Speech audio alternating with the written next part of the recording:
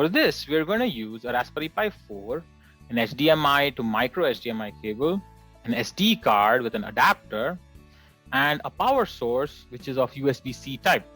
If you're using a Raspberry Pi 3B, you would use a regular HDMI cable with a micro USB power source and the same SD card.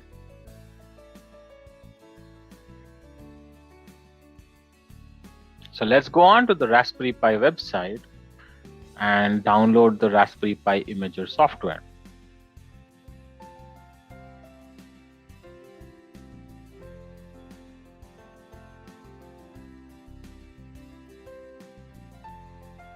And you have this available for Windows, Mac, and Ubuntu. We will use Windows, but the procedure will remain the same for any other platform.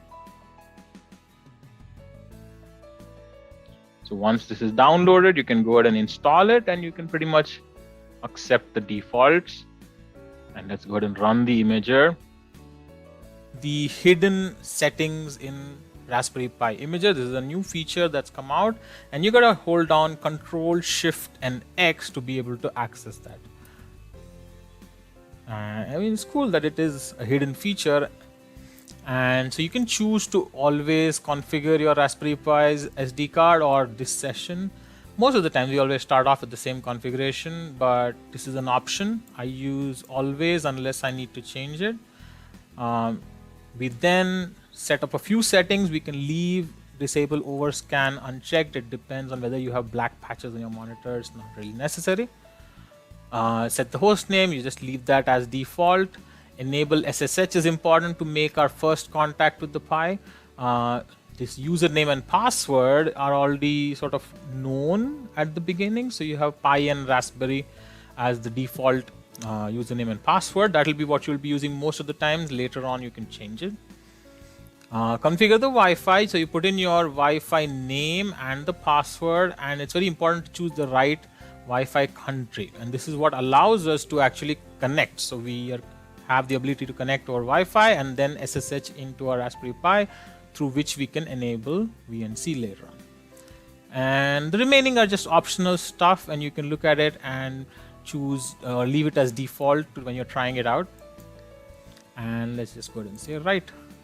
And it warns you that it's gonna erase any data on your SD card. We're gonna go ahead and say yes. And now we will watch it complete.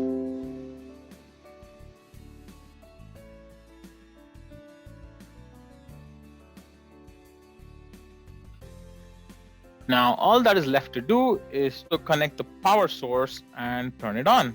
That should be enough to get our Pi up and running. Now, we're going to use the Fing app on your phone to be able to find the IP address of the Pi so that we can connect to it. Simply download the app, follow through, and just scan your network. It'll show you your IP address. Now that the Fing app has given us the IP address of the Raspberry Pi, the next thing to do is try to connect to it through the command line. So for this, you're just going to go over here and type in cmd. And when that pops up, you should see something like this. And this is the command prompt. And what we do is we type in SSH, and we know the IP address of our Pi. In our case, it is, what we're going to write is pi at 192.168.0.111, and this may be something else for you. And the first time you connect, it's going to save a key for its communication, and you can go ahead and say yes. And the password, you know, and for now it's the default, which is Raspberry, and that logs us in to the Pi. So now we're already connected to the Pi without ever having to use a monitor or a keyboard or an external mouse of any kind. And this is what makes the headless setup so cool. But we still need to be able to see its desktop and work on that. And for that, we're going to use VNC. And for that, we're going to set up the Pi. This Pi already has VNC. We just need to enable it. And the way to go to that menu is to say sudo raspi-config. What we are interested in is interface options, and in that we have VNC, which is what we want, but there are other options as well. You'll also have to turn on the camera from this menu.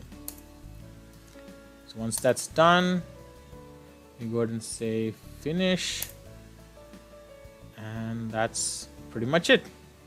The next thing that we need to do is to use VNC Viewer and open up a VNC window to connect to our Raspberry Pi from. So I go into Google, I type in VNC Viewer, and we go to download VNC Viewer.